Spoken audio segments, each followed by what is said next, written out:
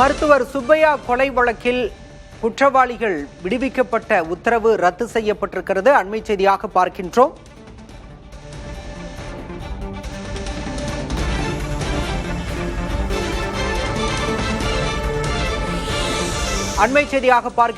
மருத்துவர் சுப்பையா கொலை வழக்கில் குற்றவாளிகள் விடுதலை செய்யப்பட்ட உத்தரவை உச்சநீதிமன்றம் ரத்து செய்திருக்கிறது.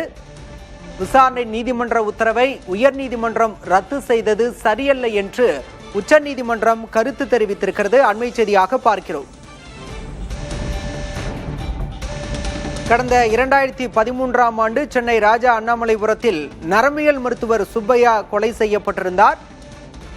இந்த வழக்கில் 7 பேருக்கு தூக்கு தண்டனையும் 2 பேருக்கு ஆயுள் தண்டனையும் கடந்த 2021ஆம் ஆண்டு ஆகஸ்ட் மாதம் விசாரணை நீதிமன்றத்தால் வழங்கப்பட்டிருந்தன. இதனை எதிர்த்து 9 பேரும் சென்னை உயர்நீதிமன்றத்தில் மேல்முறையீடு செய்திருந்த நிலையில் அதில் குற்றவாளிகள் விடுதலை செய்யப்பட்டிருந்தனர். அந்த விடுதலையை ரத்து செய்து உச்சநீதிமன்றம் தற்போது உத்தரவு பிறப்பித்திருக்கிறது. விவரங்களோடு செய்தியாளர் ராஜு இணைந்திருக்கிறார். ராஜு, இந்த உத்தரவின் பின்னணி, வழக்கின் விவரம். அதாவது மிக முக்கியத்துவம் வாய்ந்ததாக இந்த உத்தரவானது பார்க்கப்படுகிறது. குறிப்பாக இந்த உத்தரவை பொறுத்தவரை இந்த மருத்துவர் சுப்பையா வழக்குல உயர் நீதிமன்றம் மிக பெரும் ஒரு தவறை செய்திருப்பதாக நீதிபதிகள் தெரிவித்திருக்கின்றார்கள். மட்டுமல்லாமல் விசாரணை நீதிமன்றம் தீர்ப்பை முறையாக ஆராயாமல் இந்த உயர் நீதிமன்றமானது இந்த வழக்கில் தீர்ப்பை வழங்கியிருப்பதாகவும், விசாரணை நீதிமன்றம் தீர்ப்பை முறையாக ஆராயாமல் இருக்கக்கூடிய இந்த சூழல்ல இந்த வழக்கானது உச்சநீதிமன்றத்தில் விசாரிக்கப்பட்டு தற்போது இந்த தீர்ப்பானது வழங்கப்பட்டிருக்கிறது. அதே போல இந்த தீர்ப்பில் இந்த வழக்கினுடைய விசாரணை நீதிமன்றம் பிறப்பித்த உத்தரவை உயர் நீதிமன்றம் ரத்து செய்தது சரியல்ல எனவும், அதே போல இந்த வழக்கில் குற்றவாளிகளுக்கும் ஆயுள் தண்டனையை உறுதி செய்வதாக உச்சநீதிமன்றம் தற்போது இன்றைய தினம் அந்த தீர்ப்பானது வழங்கியிருக்கிறது. மேலும் அனைத்து குற்றவாளிகளும் உடனடியாக சரணடைய உச்சநீதிமன்றமானது இன்றைய தினம் அந்த உத்தரவானது விட்டிருக்கின்றது. அதே போல இந்த வழக்கில் குற்றவாளிகளாக கருதப்படும் A1 குற்றவாளியாக கருதப்படும் பொன்னுசாமி மற்றும் A2 கருதப்படும் மேரி புஷ்பம் ஆகியோருடைய அந்த வயதை கருத்தில் கொண்டு அவர்களின் அந்த தண்டனை குறிப்பது தொடர்பாக ஆளுநரிடம் அவர்கள் ஒரு மனுவை அளிக்கலாம். அதன் பின்பு அந்த மனுக்கள் மீது அந்த உரிய முடிவை ஆளுநர் எடுப்பார் எனவும், அதுவரை அவர்கள் மீதான இந்த தண்டனையை நிறுத்தி வைப்பதாக தற்போது நீதிமன்றமானது உச்சநீதிமன்றமானது தற்போது அந்த தீர்ப்பில் தெரிவித்திருக்கின்றார்கள். இந்த வழக்கை பொறுத்தவரை 2013ஆம் ஆண்டு செப்டம்பர் 14ஆம் தேதியானது அண்ணாமலைபுரத்தில் இந்த சுப்பையா மருத்துவர் சுப்பையா அவர்கள் மர்ம நபர்களாக வெட்டி கொல்லப்பட்டார். அதே போல இந்த கொலைக்கு முக்கிய காரணம் சொத்து பிரச்சனையாக இருக்கும் என கூறப்பட்ட நிலையில மருத்துவருடைய சுப்பையாவின் மனைவி மற்றும் அவர்களுடைய மகன்கள் மீது உள்ளிட்ட 10 பேர் மீது அந்த வழக்கானது பதியப்பட்டிருந்தது. குறிப்பாக இந்த வழக்கை விசாரித்த சென்னை முதன்மை அமர்வு நீதிமன்றமானது 2021ஆம் ஆண்டு ஆகஸ்ட் மாதம் ஒரு தீர்ப்பை வழங்கியிருந்தார்கள். அந்த தீர்ப்பை பொறுத்தவரை 7 பேருக்கு மரண தண்டனையும் அதே போல 2 பேருக்கு இந்த இரட்டை ஆயுள் தண்டனையும் விதித்திருந்தார்கள். ஒருவர் அப்ரூவராக மாறியிருந்தார்கள். மேலும் இந்த சொத்து தகராறு, கொலைக்கான அந்த சதி திட்டம் மற்றும் கொலை நடந்த இடத்தில் கிடைத்த சிசிடிவி ஆதாரங்கள் உள்ளிட்டவற்றை அடிப்படையாக கொண்டு அந்த தீர்ப்பானது வழங்கப்பட்டதாக அப்போது நீதிபதிகள் தெரிவித்திருந்தார்கள். அந்த உத்தரவை எதிர்த்து சென்னை உயர் நீதிமன்றத்தில் மேல்முறையீடானது தாக்கல் செய்யப்பட்டிருந்தது.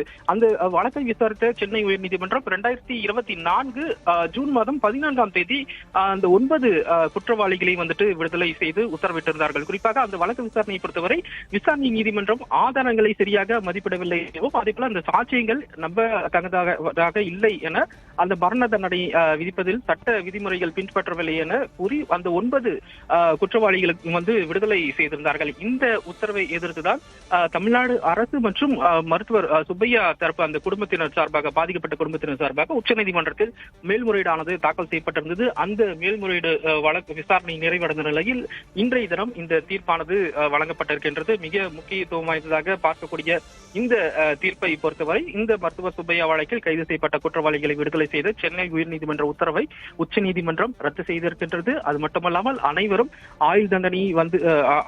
அந்த ஆயுள் தண்டனையானது உறுதி செய்திருக்கின்றது. மேலும் விசாரணை நீதிமன்றம் வழங்கிய தண்டனையை சென்னை உயர்நீதிமன்றம் ரத்து செய்தது மிகப்பெரிய தவறு என்ற ஒரு மிகப்பெரிய ஒரு முக்கிய கருத்தை உச்சநீதிமன்ற நீதிபதிகள் தெரிவித்திருக்கின்றார்கள்.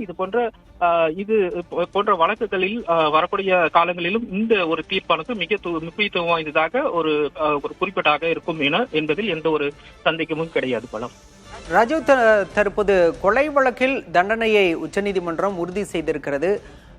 விடுவிக்கப்பட்ட அனைவரும் உடனே விசாரணை நீதிமன்றத்தில் ஆஜராக வேண்டுமா, எங்கு ஆஜராக வேண்டும் என்று உச்சநீதிமன்றம் தெரிவித்திருக்கிறது? கட்டாயமாக அது ஏற்கனவே அந்த நீதிமன்றத்தில் ஆஜராக வேண்டும் என்பதுதான் தற்போது இந்த உச்சநீதிமன்றத்தால் தற்போது வழங்கக்கூடிய இந்த தீர்ப்பில் குறிப்பிடப்பட்டிருக்கின்றது. ஏற்கனவே இந்த வழக்கை வந்துட்டு முதன்மை அமர்வு விசாரித்திருக்கின்றது, அதே போல உயர்நீதிமன்றம் விசாரித்திருக்கின்றது. ஆனால் உயர்நீதிமன்றத்தினுடைய அந்த விசாரணை தொடர்பாக உச்சநீதிமன்றம் இந்த மிக முக்கிய கருத்தை தெரிவித்திருக்கின்றார்கள். குறிப்பாக வழக்கை சரியாக விசாரிக்கவில்லை, இந்த தீர்ப்பானது ஏற்றுக்கொள்ள முடியாதது போன்ற விஷயங்கள் தொடர்பாக நீதிபதிகள் தங்களுடைய அந்த கருத்துக்களை தெரிவித்ததன் அடிப்படையில் இந்த வழக்கினுடைய குற்றவாளிகளுக்கு ஆயுள் தண்டனை உச்சநீதிமன்றம் உறுதி செய்திருக்கின்றது.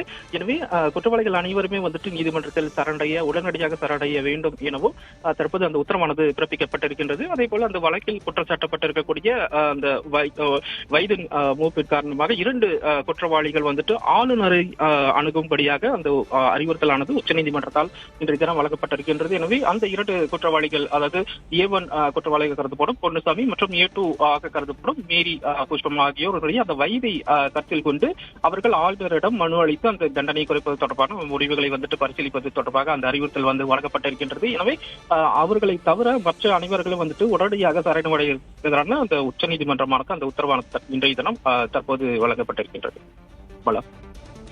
மருத்துவர் சுப்பையா கொலை வழக்கில் விடுவிக்கப்பட்ட குற்றவாளிகள் அனைவரும் உடனே ஆஜராக உச்சநீதிமன்றம் உத்தரவிட்டிருக்கிறது. 7 பேருக்கு தூக்கு தண்டனையும் 2 பேருக்கு ஆயுள் தண்டனையும் விசாரணை நீதிமன்றம் உத்தரவு பிறப்பித்திருந்தது.